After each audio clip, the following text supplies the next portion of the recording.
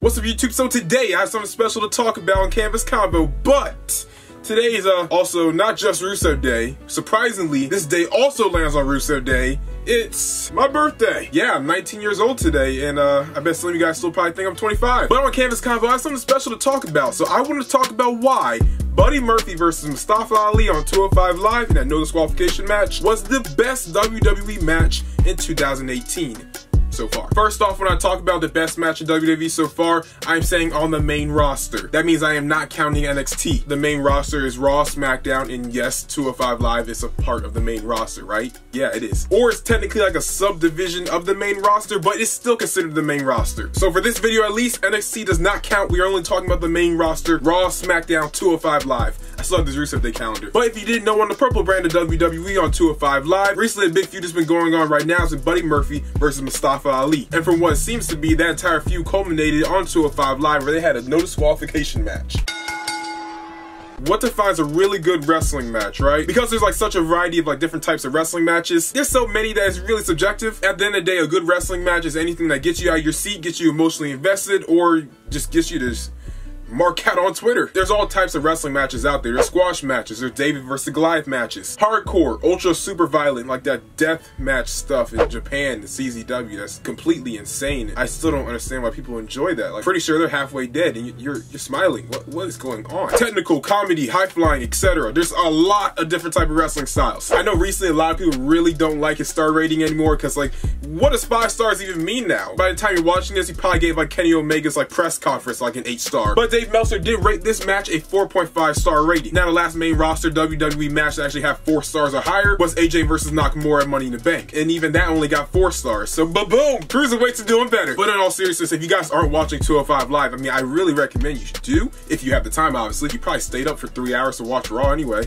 What's 3 more hours the next day? But seriously though, in 2018, 205 Live is taking a whole new league. It's no longer what it used to be back in 2016 or 2017, where it was just absolutely just horrible to watch. I recently started watching 205 Live. This is probably the 5th week that I've watched it completely. Put in perspective, the last time I watched before that was when the Bollywood Boys debuted. That was like the first episode. But with all the rumors of Triple H actually taking over 205 Live or actually having more of a say within the show, you can tell it's definitely changed up and it's more like a purple NXT. But within this 1 hour programming, you don't have enough time to do a whole Dr. Shelby segments. Oh, you guys don't like each other? Let's send them to counseling. That would be all cool, right? No dance-offs, none of that silly crap. It's just storytelling and good wrestling. Every segment on the show, even if you don't even like it, it still leads to something even bigger than what it was before. Like recently, Leo Rush was staying on top of a commentary table talking about Tozawa. He's good, but he's no Leo Rush. Stuff like that, while he wasn't doing much on the show, is gonna lead to something really cool down the line. But back to this match. So the Buddy Murphy Ali feud has been going on, I believe,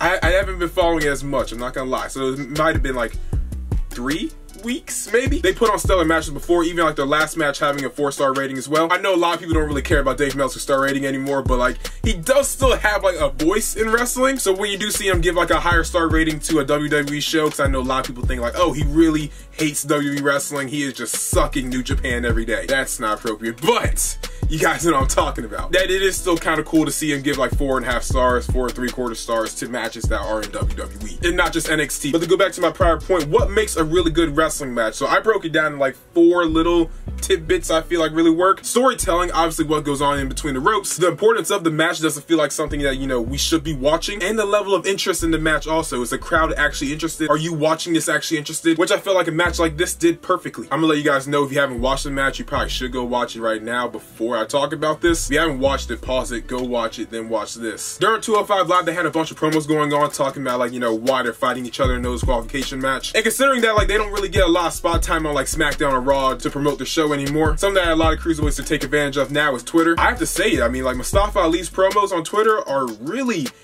good and frankly really underrated as well. He's not like he's saying anything too important, but you know what he sounds like, right?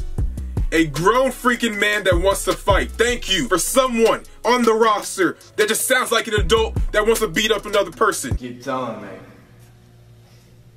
I'm always out here fighting those monsters.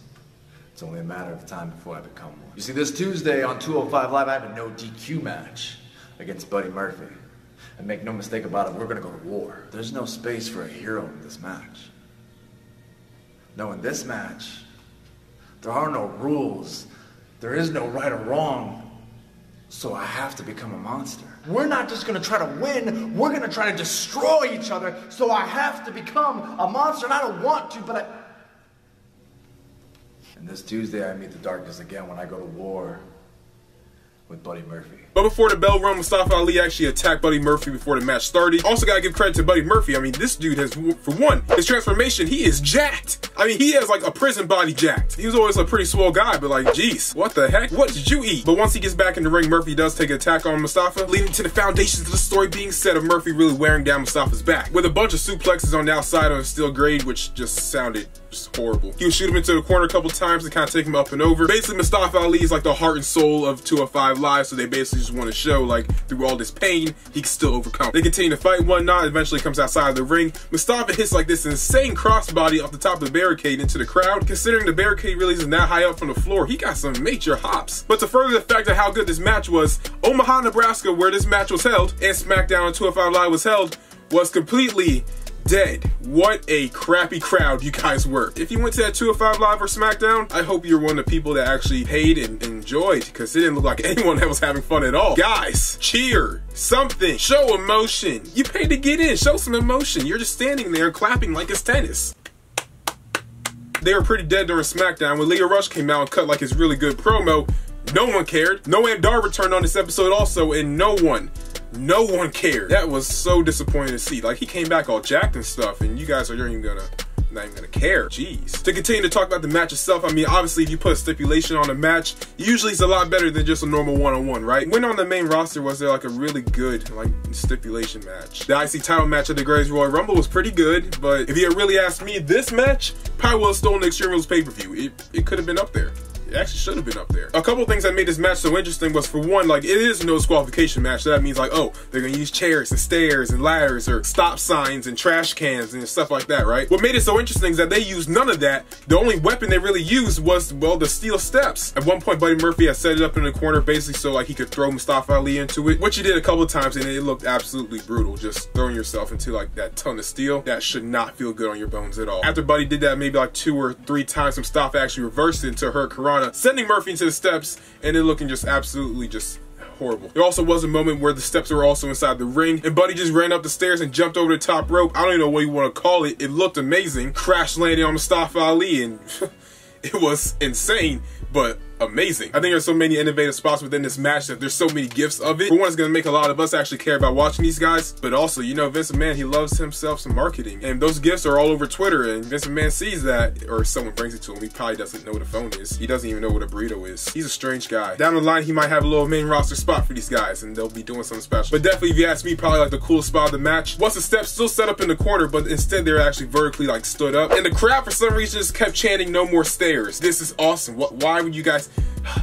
I hate Nebraska. But Mustafa Ali actually stood on top of the stairs while they were like up vertically, and he gave Murphy like this really insane superplex, and it just looks so cool. But eventually, after like a really solid knee strike by Murphy, Mustafa would actually fall into the ropes and he would get caught up, and Murphy, just being like a great heel, just kept hitting him with knee strikes until the ref had to pull him off. Which then again, he really didn't need to listen to the ref because there's no disqualifications. Like, you could have kept going. And then not to go into the match too much, but eventually, like probably the moment of the night, Murphy got outside the ring. He was actually staying on the barricade for some apparent reason. Mustafa, just like a complete lunatic, just runs, jump on top of the barricade, hits him with a Spanish fly on top of the commentary table, and eventually some more stair stuff, which is just so cool. Mustafa would actually hit a reverse DDT and actually win the entire match. The one thing about this match I really enjoyed the most, they definitely got over Mustafa's like Heart of 205 Live moniker. The one thing that they didn't do in the entire match, which is so overdone in not just WWE, but just like every wrestling company in the world, finishing moves. There was no finishers in this match at all. There was no reverse 450 splash, and there was no Murphy's Law. They didn't do one. Mustafa did attempt it, but Murphy actually ended up like just like dragging him down and super kicking him in the face, and it just looked painful. I don't even know how you protect yourself on that. It just looks like you took a boot to the face. Then one match, you're expected to see both guys hit their finishing moves at least once or twice. And usually the crowd doesn't really do anything until like someone actually hits a finishing move, because like, well,